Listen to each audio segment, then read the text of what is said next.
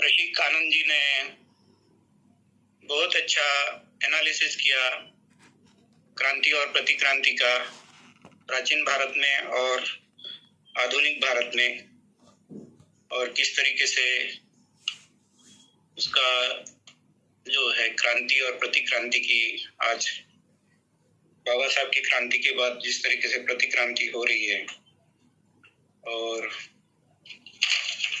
उसकी जिम्मेदारी जो है हम लोगों ने लेनी चाहिए। और उनका कहना है कि भाई आरपीआई और जो समता सैनिक दल है और बुद्धिस्ट सोसाइटी ऑफ इंडिया है, उसके माध्यम से प्रबुद्ध भारत की तरफ हम जा सकते हैं।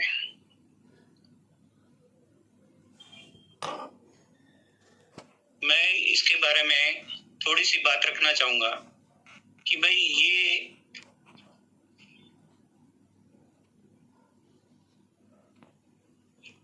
प्रबुद्ध राष्ट्र जो है, बाबा साहब ने प्रबुद्ध राष्ट्र ही नहीं तो प्रबुद्ध विश्व की बात की है। यदि हम देखें बुद्धा और कार्ल मार्क्स का जो हाइपोथेसिस है, जो काठमांडू का भाषण है, उसमें वो कहते हैं कि भाई जो दुख के बारे में दो लोगों ने ही सोचा है, मार्क्स ने और बुद्ध ने, और मार्क्स के कंपैरेटिवली बुद्ध के जो मीन्स और वेज है, उसके साध्य और साधन है, वो दोनों जो है बुद्ध के साध्य और साधन वो ज्यादा बेटर है। और एक दुनिया जो है दुख मुक्त हो सकती है वो बुद्ध के मार्ग से ही हो सकती है। तो बाबा साहब का जब हाइपोथेसिस है कि पूरी दुनिया को बुद्ध की आवश्यकता है, और ये बात आज तक के माने भारत के नहीं तो बाहर के भी जो दुनिया के जो बड़े बड़े विद्वान हैं उनका भी कहना है कि बुद्ध जो है वो शोषण के विरोध में या दुख मुक्ति की बात यदि कोई करता है, या कोई धर्म जो है या कोई दुनिया का ऐसा कोई रिलीजन जो है, वो रियल रिलीजन जो है वो बुद्ध का धम्म है। और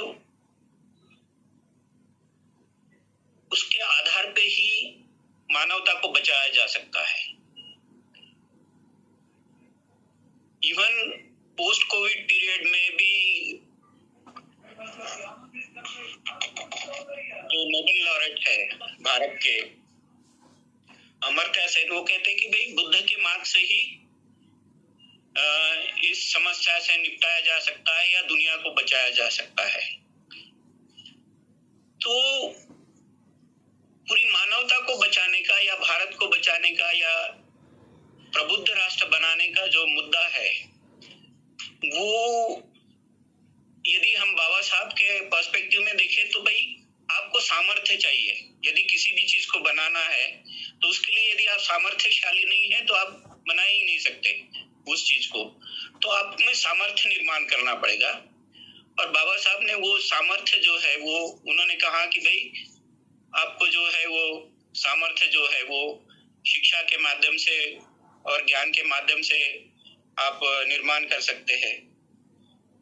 और दूसरी जो है वो शक्ति जो है, अलग अलग शक्तियां जो है, जैसे आर्थिक शक्ति, सामाजिक शक्ति, राजनीतिक शक्ति, इसका उपयोग किए बगैर जो है, क्योंकि व्यवस्थाएं जो है, व्यवस्थाओं में परिवर्तन लाने के लिए हमें उस तरीके से ताकतवर बनना पड़ेगा, ताकतें निर्माण करनी पड़ेंगी। क्योंकि यदि बौद्ध राष्ट्र बनाना है तो हमें व्यवस्थाओं में परिवर्तन करना पड़ेगा। क्योंकि ये जो व्यवस्था आज की जो वर्तमान स्थिति है, माने प्रबुद्ध भारत के उल्टी रियलिटी है। जिस तरीके से इस देश की व्यवस्थाएं खत्म हो रही है, संवैधानिक व्यवस्था खत्म हो रही, मीन्स जो बुद्ध के प्रिंसिपल है, समता, स्वतंत्रता, बंधुता के, वो प्रिंसिपल्स खत्म कर रही है आज की सरकार। जिस तरीके से जो इस देश की जो संवैधानिक संस्थाएं है वो काम नहीं कर रही है, जिस तरीके से पार्लियामेंट में जो बगैर डिबेट के बहुत सारे जो लॉज लाए जा रहे हैं, जिस तरीके से जो राम मंदिर का मुद्दा सुप्रीम कोर्ट ने एक जो है आस्था के नाम पे जो नॉन एग्जिस्टिंग एंटिटी जो है या राम को जो है उसकी ओनरशिप दी है, तो इस देश की मीडिया जिस तरीके से काम कर रही है, तो ये अलोकतांत्रिक तरीके से या बुद्ध के जो प्रिंसिपल है उसके विरोध में इस देश की व्यवस्थाएं काम कर रही है। और ये जो व्यवस्थाएं जो निर्माण हुई है ये आज की नहीं है। यदि हम देखें तो जिसको जो बहुत सारे जो सो कॉल्ड इंटेलेक्चुअल्स कहते हैं कि भाई रिनाइंसा या जो है पुनर्जागरण की प्रक्रिया इस देश में जो है राममोहन राय से स्टार्ट हुई और विवेकानंद, विद्यासागर या दयानंद सरस्वती, गोखले, तिलक, गांधी, नेहरू तक जो ये जो उनका जो एजेंडा है ये बेसिकली हिंदुत्व का एजेंडा रहा है। तो इस देश में जो जिसको देश निर्माण कहते हैं या जो अभी थोड़ी देर पहले स्वतंत्रता की बात हो रही थी और उसके ऊपर डिबेट भी हुई कि भाई हमें स्वतंत्रता मिली कि नहीं, क्योंकि स्वतंत्रता का यदि आंदोलन देखा जाए तो बेसिकली जाति वर्चस्व का आंदोलन था ये। आप राउंड टेबल कॉन्फ्रेंस की डिबेट्स देखिए, गांधी महिलाओं के राजनीतिक अधिकारों के विरोध में थे, अस्पृश्यों के, माइनॉरिटीज के राजनीतिक अधिकारों के विरोध में थे। वो राजाओं के पक्ष में थे, वो जो है उच्च जातियों के या जो पैसे वाले हैं उनके पक्ष में थे। तो ये दर्शाता है कि भाई ये जो नेशनल मूवमेंट था या जिसको जो हमारा हम लोग कहते हैं कि भाई स्वतंत्रता का आंदोलन है, बेसिकली ये जातीय वर्चस्व का आंदोलन था। और ये उसको जो है ये नाम देते हैं कि ये स्वतंत्रता का आंदोलन है। और उनकी सोच भी देखिए कि भाई चाहे वो गांधी हो या तिलक हो, ये सब उनका वर्चस्व चाहते। गांधी का इंटेंशन था कि भाई इस देश में राम राज्य की स्थापना करना, या स्वराज जो तिलक का है वो ब्राह्मण राज का ये था, क्योंकि उसमें वो कहते भी है कि भाई ओबीसी क्या है, यहाँ पे जो है वो जो है वो विधानसभा में जाके क्या करेंगे। तो इस तरीके से जो कॉन्शियसनेस थी इस देश की ऊंची जातियों की, वो कभी भी बहुसंख्यक या बहुजन लोगों के पक्ष में नहीं थी। वो अपने जातीय वर्चस्व की लिए संघर्ष कर रहे थे और उसको ही वो नाम दे दिए। मैंने ये एक तरीके की जो है हमारी वैचारिक गुलामी का जो है निर्माण करती है। मैंने जो इन लोगों ने इस देश के जो लोगों पे गुलामी थोपी उसको ही उन्होंने स्वतंत्रता का नाम देके और ये इतिहास लिखा उस तरीके से। तो इनका जो एजेंडा था कि भाई हिंदू राष्ट्र का निर्माण करना, उस एजेंडा को पूरा का पूरा जो है इस देश का मध्यम वर्ग सपोर्ट करता है। यदि हम देखें कि भाई इस देश का जो मध्यम वर्ग है, जिस तरीके से जिन्होंने एजुकेशन पे या जिनका मीडिया पे कब्जा है, जिनका जो है फिल्मों पे कब्जा है, तो ये मध्यम वर्ग भी उसी लाइन को फॉलो करता है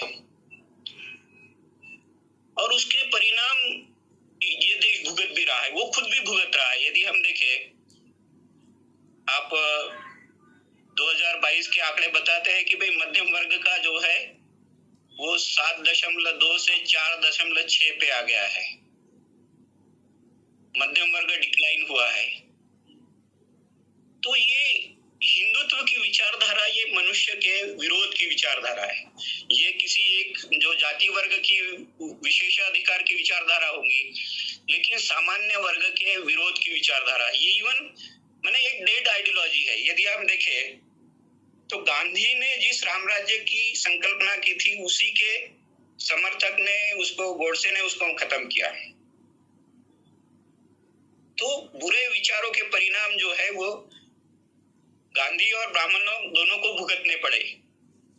गांधीवध के बाद महाराष्ट्र में जो है ब्राह्मणों के ऊपर जो है बहुत अत्याचार हुए और वो बहुत सारे जो है वो अपने गांव छोड़ के भी भागे, बहुत सारे ब्राह्मण, इसका उदाहरण है।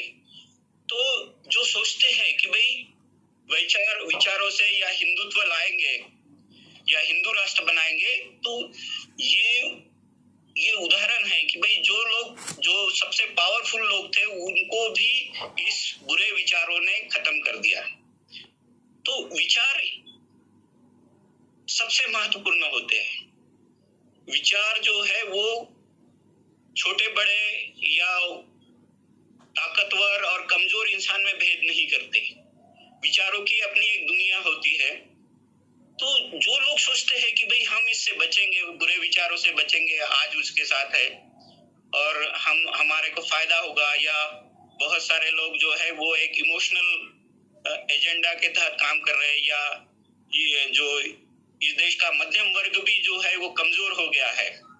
यदि मध्यम वर्ग ने यदि इस देश के मीडिया का उपयोग जैसे रामायण, महाभारत, चाणक्य सीरियल या पुराणों को आधार पे जिस तरीके से लोगों की कॉन्शियसनेस को डेवलप करना, या डेली सोप जो है वो हमारे जो सीरियल्स है वो एक हिंदू त्योहारों के हिसाब से जो है मॉडिफाई होते हैं उनका कैरेक्टर, और वो जो है वो त्योहारों में डेवलप करते हैं। तो ये हिंदू संस्कृति या फिल्में जिस तरीके से है, ये सब हिंदू संस्कृति की तरफ लेके जा रही है या हिंदू धर्म के लेके जा रही है। ये इसके परिणाम जो है वो सबको भुगतने पड़ेंगे।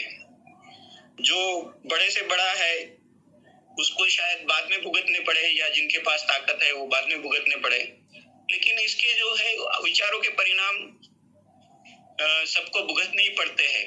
क्योंकि ये बुद्ध ने कहा है कि भाई व्यवस्था यदि गलत है तो आपको दुख का जो है, यदि दुख की व्यवस्था है या बुरी व्यवस्था निर्माण करते हैं तो आपको उसके जो है परिणाम भुगतने पड़ेंगे। क्योंकि बुद्ध कहते हैं कि भाई दुख निर्मित के 3 कारण है, तृष्णा, अविद्या और व्यवस्थाएं।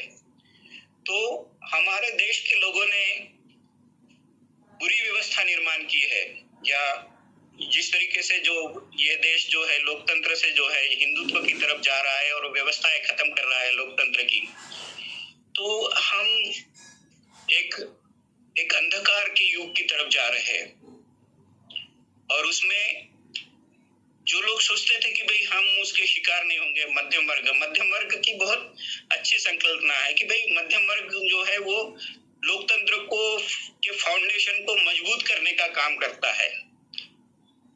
क्योंकि जो ऊंचा वर्ग और जो निचला वर्ग है वो दोनों जो है लोकतंत्र के समर्थक नहीं होते। ऐसे जो लोकतंत्र के जो फिलोसोफर्स है उनका कहना है कि मध्यम वर्ग जो है वो लोकतंत्र का फाउंडेशन होता है। लेकिन इस देश का जो ब्राह्मणी वर्ग जो है बेसिकली वही मध्यम वर्ग है, क्योंकि ब्राह्मणी विचारधारा जो है वो कंट्रोल करती है और उन्होंने ही इस देश में शोषण की विचारधारा निर्माण की है और उसके ही वो विक्टिम हो रहे हैं। क्योंकि जिस तरीके से देखेंगे मध्यम वर्ग का डिक्लाइन होना या असमानता बढ़ना, ये दर्शाता है कि भाई इस देश की स्थिति जो है वो बद से बदतर होते जा रही है। और इसके विरोध में यदि करना है हमें आंदोलन या बौद्ध राष्ट्र बनाना है तो उसके लिए हमारे पास रिसोर्सेस तो चाहिए। हमारा जो बौद्धिक वर्ग है, हमारा जो बुद्धिवादी वर्ग है, वो वर्ग विपश्यना से ग्रसित हो गया है, या हमारा जो इंटेलेक्चुअल क्लास है उसका डिक्लाइन हो रहा है। एक यदि हम देखें तो उनके विचारों में वो धार नहीं रही अभी। हमारी जो सांस्कृतिक लड़ाई है 90 के बाद की, वो भी बहुत ब्लंट हो गई है, या हमारे जो विचारधारा थी उसमें वो कॉम्प्रोमाइज करने की बात आ गई है। माने हम इस देश में एक जो है इस देश की व्यवस्था का विरोध करते थे, अब वो विरोध करने की जगह हमारे में गुलामी डेवलप हो गई है। तो हम यदि गुलाम, हमारे जो है बहुसंख्यक लोगों की मानसिकता यदि गुलामी की मानसिकता है, तो हम किस तरीके से प्रबुद्ध राष्ट्र करेंगे? मेरी बातें शायद आपको बहुत सारी निगेटिव लग रही होंगी, लेकिन मैं रियलिटी बता रहा हूँ। जिस तरीके से जो है हमारा समाज प्रबोधन है या धार्मिक प्रबोधन है, या हमारे विहारों में विपश्यना ही सिखाई जाती है, जबकि जो विहार जो है वो समाज जागृति के केंद्र होने चाहिए थे, एजुकेशन सेंटर होने चाहिए थे। वहां से जो है वो समाज निर्मिति के फाउंडेशन होने चाहिए थे, वो आज विपश्यना के केंद्र बन गए हैं। तो हम किस तरीके से बौद्ध राष्ट्र बनाएंगे? तो हमारी जब तक वीकनेसेस जाएगी नहीं, हम ताकतवर नहीं बनेंगे। जो बाबा साहब ने कहा था कि भाई हमारे को ज्ञान और शिक्षा के प्रसार के आधार पे ही, और जो शक्तियां जो है, मैंने व्यवस्था परिवर्तन की शक्तियां, मानसिक बल या संपत्ति का बल या जो है समाज का बल जब तक नहीं मिलता, मानसिक बल मीन्स शिक्षा का बल, तब तक जो है इन व्यवस्थाओं के अगेंस्ट में नहीं लड़ सकते हम और नहीं कर सकते। तो हमारी रियलिटीज को समझना पड़ेगा, क्योंकि बहुत सारे जो हमारे अंदर कॉन्ट्रडिक्शंस डेवलप हो गए हैं, या हमारी जो सोच, क्योंकि परिवर्तन की जो सबसे बड़ी एजेंसी है वो विचार या ज्ञान या प्रज्ञा जिसको कहते हैं, क्योंकि बुद्ध ने प्रज्ञा को सबसे ज्यादा महत्व इसीलिए दिया है। और हमारी जो बुद्धिज्म जो हो गया है आजकल, जो संघ भी और बहुत सारे जो हमारा मिडिल क्लास है वो भी जो विपश्यना की तरफ जा रहा है, वो ये प्रतिक्रांति है। तो अंदर से भी प्रतिक्रांति हो रही है और बाहर से भी प्रतिक्रांति हो रही है। तो जब तक हम वैचारिक तौर पे हम अपनी क्रांति नहीं करते, वैचारिक तौर पे हम चेंज नहीं करते, वैचारिक तौर पे चैलेंज नहीं करते इस देश की विचारधारा को, इस देश की व्यवस्था को, और उसके ऊपर बाबा साहब कहते हैं कि भाई ये इसके ऊपर लगातार प्रहार होने चाहिए बुरी व्यवस्था पे, और वो भी विचार और कार्य में, और उससे जो है वो इससे मुक्त होंगे। मैंने वो बाबा साहब ने एक जो अस्पृश्यों को चेतावनी का एक भाषण बहुत अच्छा है, वो बोलते हैं कि भाई हिंदू समाज व्यवस्था को यदि आप धाराशायी तभी कर सकते हैं जब आप उस पे लगातार प्रहार करते रहे और उसके विचार और कार्य से जो है बंधन से मुक्त हो। तो विचार और कार्य से जब तक बंधन मुक्त नहीं होते तब तक हम ये चीजें पॉसिबल नहीं कर सकते, क्योंकि जिस तरीके से जो आजकल की जो डिबेट है, या जो 22 प्रतिज्ञाओं को रिवाइव करना जरूरी है, बहुत जरूरी है, इसी कारण, क्योंकि हिंदू धर्म से जो विचार और कार्य से मुक्ति का, जो बंधन से मुक्त होने का जो मेन एजेंडा है वो 22 प्रतिज्ञाओं में है। तो 22 प्रतिज्ञाओं का पालन करना, और हमारी जो धम्म की संकल्पनाएं हैं, माने हमारे विहारों में ही शीलों की बजाय संस्कार सिखाए जाएंगे, या हर जगह पे, मैं कहीं पे भी विहारों में देखा, कहीं पे भी विहारों में शील संस्कार का कोई बोर्ड नहीं देखा, शीलों का कोई बोर्ड नहीं दिखा कि भाई यहाँ का शीलों का ये होता है, यहाँ संस्कार शिविर लेते हैं। तो यदि हमारे कॉन्सेप्ट ही या हमारी समझ ही बराबर नहीं है, या हमारे बुद्धिज्म को समझने का तरीका ही बराबर नहीं है, तो हम किस तरीके से प्रबुद्ध राष्ट्र बनाएंगे? बुद्ध ने संस्कारों को नकारा है। बुद्ध ने प्राइम में कहा है कि भाई संस्कार नहीं होना, माने जैसे 22 प्रतिज्ञा में डिनायल कि भाई मैं ये चीजें नहीं मानूंगा, वैसे बुद्ध ने कहा कि भाई संस्कार जो है वो बुद्धिज्म की बेसिक प्रिंसिपल्स के अगेंस्ट में है। उसी संस्कार, क्योंकि संस्कार जो है मनुष्य को गुलाम बनाते हैं, वो प्रज्ञा के खिलाफ है। वही चीजें विहारों में सिखाई जा रही है, संस्कारित कर रहे हैं हम। तो बुद्ध का जो मार्ग है वो शीलों के आधार, हमारा जो समाज जो है वो शील के आधार पे निर्माण होना चाहिए था, शीलों के आधार पे समाज की निर्मिति होनी चाहिए थी, वो निर्मिति हो नहीं रही है। तो ये बेसिक प्रश्न को जब तक हम हैंडल नहीं करते, जब तक वो समाज में इसके ऊपर डिबेट्स नहीं होती, ये जो बुद्धिस्ट संघ है उसके साथ, उपासक संघ के साथ, हमारा मध्यम वर्ग के जो है उसके साथ, हमारे राजनीतिक दल है, वो यूनिटी नहीं लाते, और यूनिटी के भी जो मार्ग है उसके ऊपर भी हमने सोचना चाहिए कि भाई हम यदि, जैसे हमारे जो है विद्वान ने कहा कि भाई आरपीआई और जो समता सैनिक दल है उनको और भारतीय बौद्ध महासभा को, ये सबको यदि एक साथ लाते हैं तो ही उसके ऊपर सॉल्यूशन निकल सकता है। लेकिन एक लाने के जो है, एक होने के उपाय क्या है? तो जब तक हम समाज में एकी के सॉल्यूशंस नहीं लाते, क्योंकि पॉलिटिशियन एक नहीं हो सकता है, समाज को उसके नए तरीके से राजनीति को एक साथ लाने के, राजनीतिक दलों को एक साथ लाने के उपाय के ऊपर सोचना पड़ेगा, और समाज ने इनिशिएट लेनी चाहिए उसके ऊपर, और ये वैचारिक परिवर्तन के बगैर ये संभव नहीं है। तो हमारे अंदर ही बहुत सारे कॉन्ट्राडिक्शंस है, उसको रिजॉल्व किए बगैर, उसके ऊपर चिंतन किए बगैर, उसके सॉल्यूशंस निकाले बगैर हम बड़े शत्रु को जो है वो मात नहीं दे सकते। क्योंकि ये सांस्कृतिक जो लड़ाई है उसको, या जो धार्मिक लड़ाई है और राजनीतिक लड़ाई है, ये दोनों लड़ाई, और उसके साथ आर्थिक लड़ाई भी, क्योंकि ये तीनों जो लड़ाइयाँ है वो बुद्ध के प्रिंसिपल्स के खिलाफ है, या जो बौद्ध राष्ट्र बनाने की जो संकल्पनाएं है उसके खिलाफ जा रही है। पूरी की पूरी तीनों व्यवस्था है, धार्मिक व्यवस्था, सांस्कृतिक व्यवस्था, ये जो है अमानवीय व्यवस्था जो चल रही है इस देश में, जिस तरीके से पानी पीने के लिए बच्चे की जो है हत्या हो जाती है, ये अमानवीय व्यवस्था है। या इस देश के संसाधन बेचे जा रहे हैं प्राइवेट संस्थाओं को। भाई आपके पास संसाधन ही नहीं होंगे तो कहाँ से आप जो है वो प्रबुद्ध राष्ट्र बनाएंगे? बुद्ध तो कहते हैं कि भाई जो नैसर्गिक संपत्ति है उस पे जो है राजा का अधिकार नहीं, लोगों का अधिकार होना चाहिए, ये बुद्ध ने कहा था।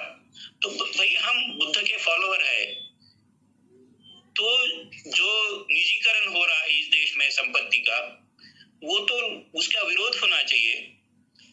और जिस तरीके से राजनीतिक दल ने प्रतिक्रांति की है, या यदि हम देखें कि भाई ये प्रतिक्रांति में इन्होंने बहुत षड्यंत्र करके, जिस तरीके से ईवीएम जो है, ईवीएम को लाने का उद्देश्य ये है कि भाई इस देश को लोकतंत्र को खत्म करना ईवीएम के माध्यम से। क्योंकि जिस तरीके से 90 के दशक में बहुजन आंदोलन उभरा, तो इस देश के ब्राह्मणवादियों को लगा कि भाई हम तो ये जो है ये इस देश के व्यवस्था से जो है बाहर निकल जाएंगे।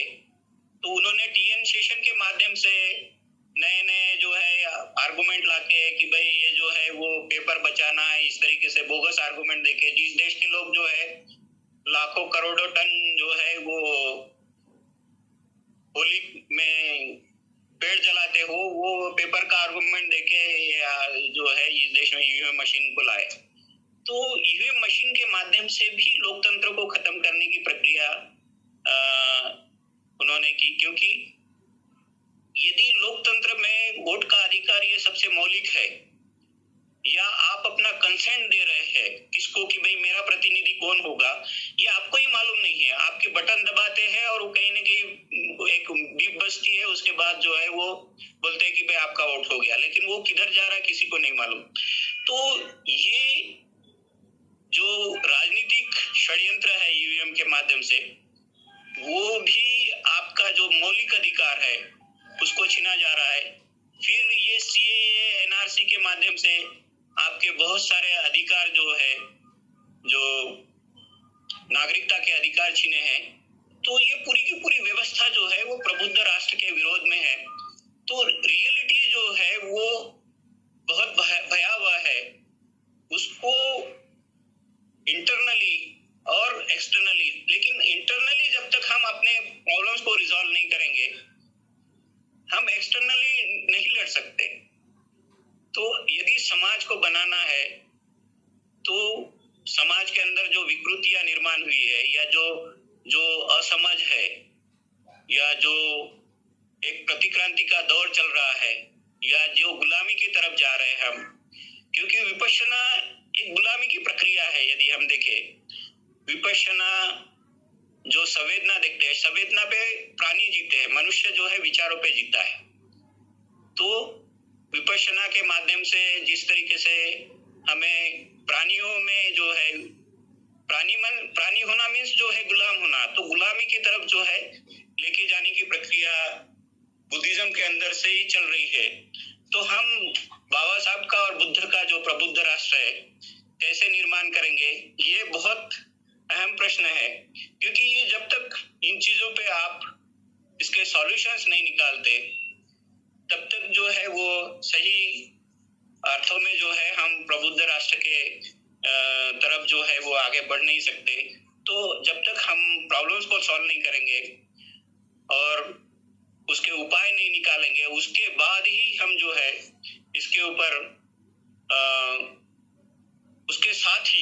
उसके बाद ही नहीं तो उसके साथ ही जो ये जो बड़ी व्यवस्था है उस पे, या इस देश के जो ब्राह्मणी व्यवस्था जो इस देश के लोकतंत्र को खत्म कर रही है, उसके ऊपर जो है हमें प्रहार करना होगा। और उसके ऊपर ये शिक्षा और जो है ज्ञान के माध्यम से ही संभव है। और लोगों में सामाजिक और आर्थिक और राजनीतिक शक्ति जो है बढ़ानी होगी। और ये समाज को एकत्रित करके ही संभव है। हमारी जो लड़ाई बहुत कठिन है, लेकिन मानव मुक्ति की है। अच्छाई जो है, तभी कह रहे थे कि भाई बहुत सारी जो आरएसएस के बारे में बात हो रही थी कि भाई ये ऐसे है वैसे है। यदि हम देखें तो आरएसएस को सपोर्ट करने वाला जो है इस देश का पूरा जो है मध्यम वर्ग है। वो जो है कंटिन्यूअस 365 डेज काम कर रहा है उनके लिए। यहाँ का मीडिया काम कर रहा है, वहाँ का जो है टीवी काम कर रहा है, रेडियो, सभी के सभी माध्यम, यहाँ के जितनी सभी की सभी व्यवस्थाएं उनके फेवर में काम कर रही है। और दूसरी बात ये थी कि भाई मैं बड़ा हूँ, ये जो बात हो रही थी कि भाई मागो वैद्य की बात हुई, तो वो जो है मैं बड़ा नहीं, लेकिन उनका जो है वो अपने जाति वर्चस्व के लिए तो काम कर रहे हैं। वो मैं बड़ा के लिए काम नहीं कर रहे हैं, लेकिन वो जाति वर्चस्व के लिए काम कर रहे हैं। तो वो वर्चस्व की लड़ाई जो लड़ने वाले जो है हमारे जो है समता के जो लोग हैं, उनके कभी आइडियल नहीं हो सकते, या उनको फॉलो करना भी नहीं चाहिए, या उनके उदाहरण जो है वो मुझे नहीं लगता कि भाई सही तरीके से है। क्योंकि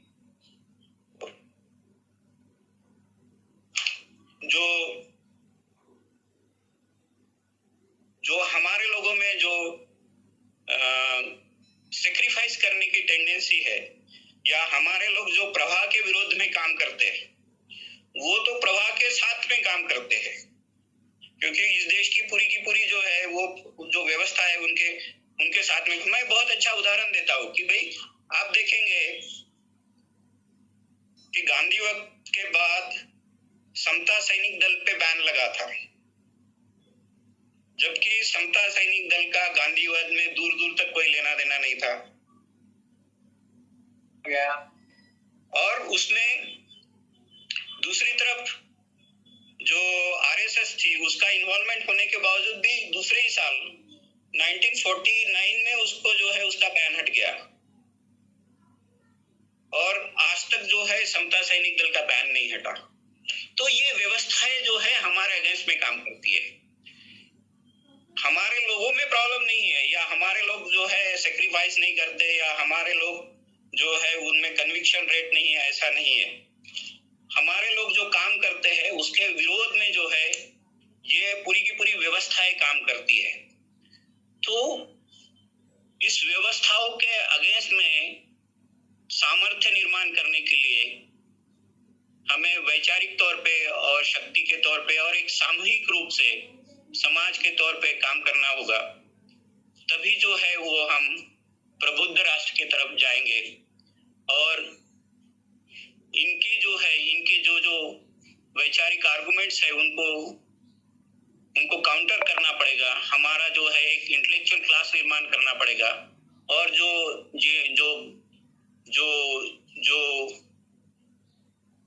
अपनी संवेदना को देख रहे हैं विहारों में बैठ के, उनको समाज की संवेदना को जो तरफ देखने के लिए जो है उनको प्रेरित करना पड़ेगा। शरीर की संवेदना की देखने की बजाय जो है इस देश की और जो है समाज की संवेदना को देखेंगे तो हम जो है सही दिशा में जो है प्रबुद्ध राष्ट्र की तरफ बढ़ेंगे। मेरे विचार शायद आपको बहुत निगेटिव लग रहे होंगे, लेकिन मैं जो है वो आपको जो है रियलिटी बताया हूँ, क्योंकि हम यदि रियलिटी समझ के जो है उसके ऊपर उपाय नहीं खोजते और उस तरीके से जो है समाज को दिशा निर्देशित नहीं करते, तो जो है हम सही दिशा में प्रबुद्ध राष्ट्र की ओर नहीं जा सकते। तो मुझे लगता है कि हमें 22 प्रतिज्ञाओं के माध्यम से और इस जो हमारा जो समाज एक वर्चस्व में गया है, ब्राह्मणी वर्चस्व में या हिंदुत्व के वर्चस्व में, उससे बाहर निकालना और बाहर निकल के ही विचार और कार्यों के बाहर, जैसे बाबा साहब कहते हैं कि भाई विचार और कार्य से हिंदुओं से मुक्त हुए बगैर जो है आप उसके अगेंस्ट में नहीं लड़ सकते, या किसी भी व्यवस्था के अगेंस्ट में। तो व्यवस्था के अगेंस्ट में लड़ना है तो उससे बाहर निकलना पड़ेगा, उससे समाज को बाहर निकालना पड़ेगा। आप कॉम्प्रोमाइज करते हैं, हमारा जो समाज है कॉम्प्रोमाइजिंग मोड में है। मैं इसलिए गुलाम बोलता हूँ कि भाई हम जो है शत्रुता से जो थे, हमारा जो फाइटिंग स्पिरिट थी वो खत्म होके जो है वो गुलामी की स्पिरिट की तरफ जा रहा है समाज। तो वो जो है वो स्पिरिट रोकना है समाज की। तो ये वो जरूरी है कि वो विचारों से ही संभव है, दूसरा कोई उपाय नहीं है उसका। और वैचारिक परिवर्तन ही उसका सॉल्यूशन है। और ये वैचारिक लड़ाई है, बुद्ध ने जो वैचारिक लड़ाई लड़ी थी वो लड़ाई हमें फिर से लड़नी पड़ेगी। और इस देश को ही नहीं पूरी दुनिया को बचाना है, तो बुद्ध का ही सॉल्यूशन है और कोई सॉल्यूशन नहीं है दुनिया को बचाने का, क्योंकि और किसी धर्म ने उसके सॉल्यूशन दिए ही नहीं है। बुद्ध ने ही इस देश को, पूरी मानवता को या दुनिया को बचाने के जो है मार्ग बताए हैं। और उसीलिए जो है अब तक जो सस्टेन करते आ रही है कि जो लोकतंत्र के जो समता, स्वतंत्रता और बंधुत्वता के जो प्रिंसिपल्स है, ये किसी और दूसरे धर्मों में नहीं है, ये बुद्ध धर्म में ही है। तो हमारा जो है वे सही है, हमारा जो मार्ग सही है, लेकिन जो उसमें जो हर्डल्स निर्माण किए हैं व्यवस्था ने, उसको जो है रेक्टिफाई करके, उसके अगेंस्ट में काउंटर करके, हमारे लोग जो गुलाम बन रहे हैं उसके गुलामी से बाहर निकाल के हम स्ट्रगल करेंगे, तभी जो है ये पॉसिबल है। अन्यथा ये जो है संभव नहीं है।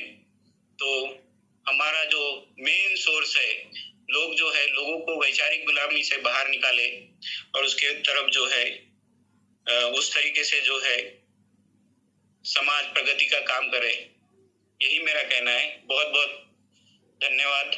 जय भीम, नमो बुद्धाय। क्या मैं अध्यक्ष जी से एक प्रश्न पूछ सकती हूँ? जी बोलिए मैडम। जय भीम भाऊ। मेरा क्वेश्चन ये है कि जो है 22 प्रतिज्ञा हमारा फाउंडेशन है बौद्ध राष्ट्र बनाने, प्रबुद्ध राष्ट्र बनाने, और अपने जीवन को, समाज को, राष्ट्र को और दुनिया को जो है दुख मुक्त करने और ये करने के लिए, और 22 प्रतिज्ञा जो बाबा साहब ने हमें दिए। तो 22 प्रतिज्ञा का जो प्रचार प्रसार है, समता सैनिक दल, बुद्धिस्ट सोसाइटी ऑफ इंडिया और आरपीआई के अलावा क्या बहुजन समाज ने ये 22 प्रतिज्ञा का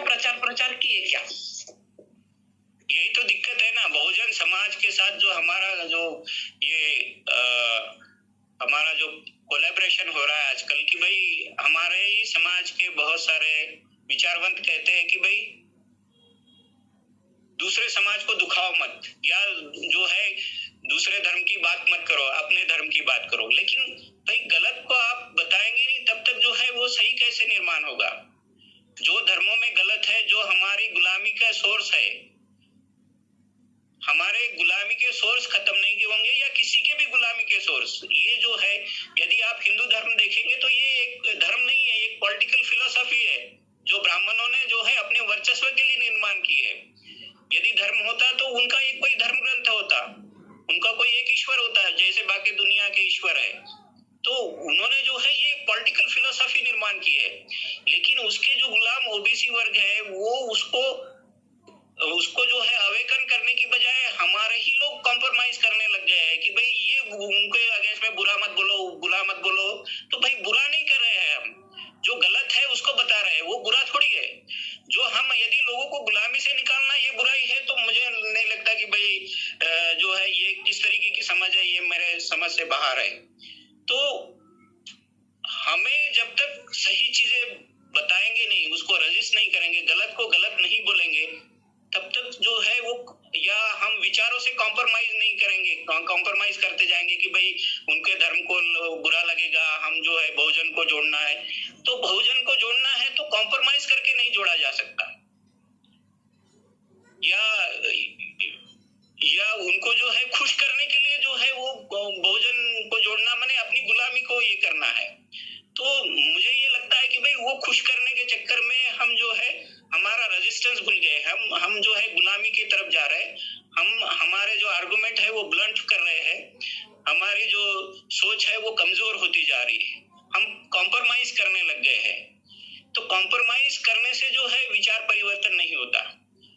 तो हमें जो है वो जो सत्य है वही बताना पड़ेगा कि भाई आपको जो है बहुजन समाज की जो गुलामी है वो हिंदू धर्म के कारण है, और वो गुलामी में इतने माने आप देखिए कि भाई महिलाएं सबसे ज्यादा गुलाम है हिंदू धर्म की, और वही सबसे बड़ी कैरियर है। आप जो है त्योहार और ये सब जो है वो सबसे ज्यादा महिलाएं करती है। तो ये सांस्कृतिक गुलामी है। इवन ये सांस्कृतिक गुलामी हमारे भी लोगों में दिखती है। यदि आप बहुत सारे जो संस्कार करने वाले या जो विपश्यना करने वाले लोगों के आर्गुमेंट्स देखिए, वो एक गुलामी का जो है मानसिक गुलामी का उदाहरण है कि भाई वो बाबा साहब के खिलाफ और बुद्ध के खिलाफ खड़े हो गए हैं आज।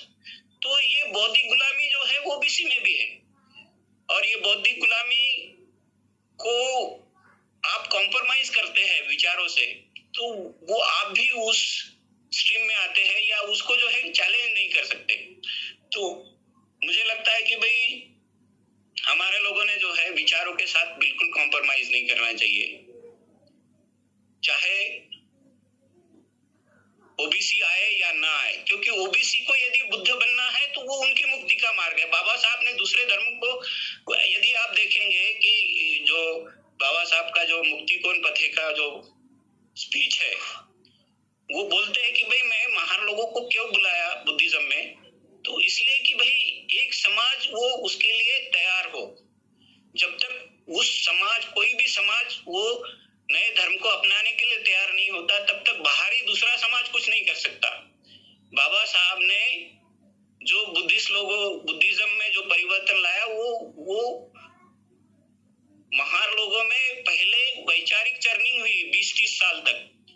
जो हमारे एक जमाने में साधु संत थे या जो अलग अलग जो वारकरी संप्रदाय को या दूसरे जो है वो कबीर पंथी थे, उनको छोड़ के उन्होंने समाज के अंदर परिवर्तन लाए, समाज के जो सोच में परिवर्तन लाए हमारे लोगों के। तो उसके कारण वो बुद्धिज्म में परिवर्तन हुआ। बुद्धिज्म में जो है एक दिन में जो है बाबा साहब ने पूछा और 56 को जो है वो 14 अक्टूबर को बुद्धिस्ट बन गए, ऐसा नहीं है। वो 35 से वो चर्निंग की प्रोसेस चल रही थी।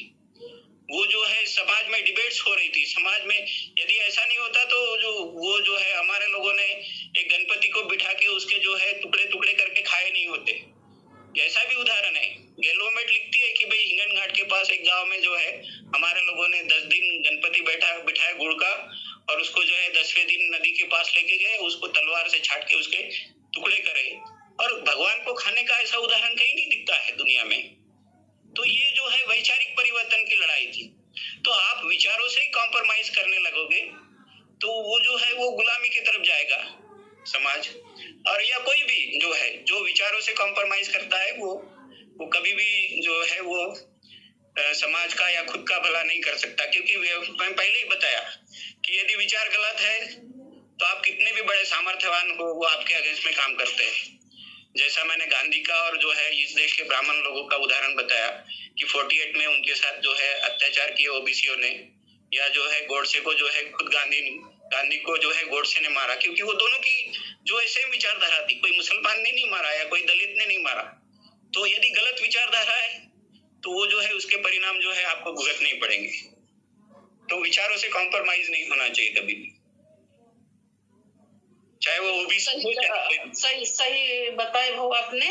पर एक बात मैं ये बोलना चाहूंगी आपसे और सभी पुरुष वर्ग से कि हमेशा जो है यह टिप्पणी की जाती है कि महिलाएं जो है हिंदू धर्म की ध्वजवाहक है या प्रचारक या गुलाम है करके। ओबीसी महिलाएं बोला मैं, नहीं, ओबीसी महिला हो चाहे अनुसूचित जाति जन क्यों हो, अनुसूचित जाति की महिलाएं हिंदू धर्म की गुलाम नहीं है ऐसा नहीं, उसमें भी है। समझ रहे ना भाव, इसमें भी है। मैं जो कह रही हूँ वो सुन लीजिएगा एक सेकंड में कि महिलाएं तो है, महिलाओं के ऊपर टिप्पणी भी की जाती है, लेकिन पुरुष वर्ग भी कम ज्यादा मतलब महिलाओं से कम हिंदू धर्म का गुलाम नहीं है। मैं बहुत सारे पुरुष वर्ग को देखती हूँ, मतलब अपने समाज के, मतलब जो बाबा साहब के बहुत जोरों शोरों से विचारों को प्रचार करता है,